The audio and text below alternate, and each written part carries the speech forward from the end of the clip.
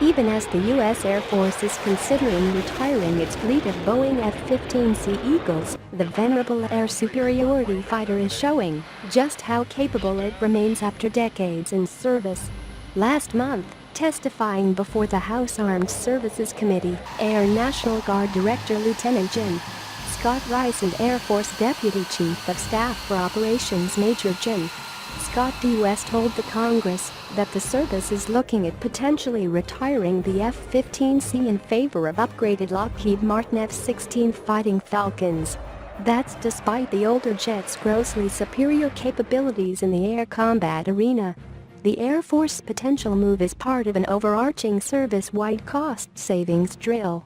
We do have capacity in the F-16C community to recapitalize that radar to serve the same function as the F-15 has done, and thereby reduce the different systems that we have to sustain and operate, so that makes it more efficient, West told the Congress.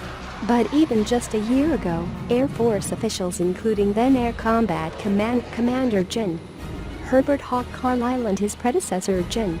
Mike Hostage would often state that the service needed more dedicated air superiority assets because of the shortage of Lockheed Martin F-22 Raptors. The service ultimately procured less than half of the F-22s it needed to recapitalize its air superiority fleet and replace the F-15C. As such, both Carlisle and Hostage had often stated that the F-22 F-15C team would be continue as the Air Force's air superiority force indefinitely. It is a combination that performs spectacularly well, as a recent Air Force exercise once again demonstrated during a recent Weapons Systems Evaluation Program (WSEP) exercise, also known as Combat Archer, and a follow-on multinational exercise at Eglin AFB, Florida. The exercise included not only F-22s and F-15Cs, but also F-16s and Lockheed Martin F-35s.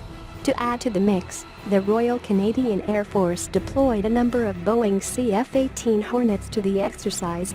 The second piece of the deployment was large force exercises and four-ship training, which is the core fighting force in the Eagle, said Colonel William Blayton, 104th Fighter Wing, Operations Group Commander, in an Air Force release.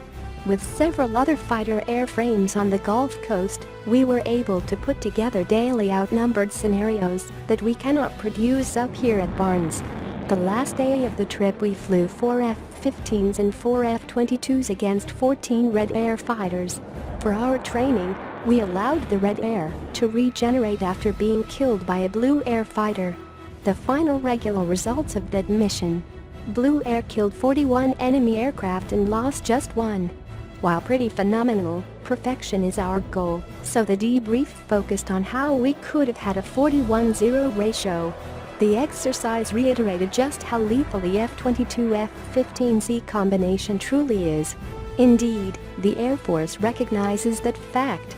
It is likely that floating the idea of retiring the F-15C, which is considered by many to be the single greatest air superiority fighter ever built, might simply be a test balloon to coax more funding out of the Congress.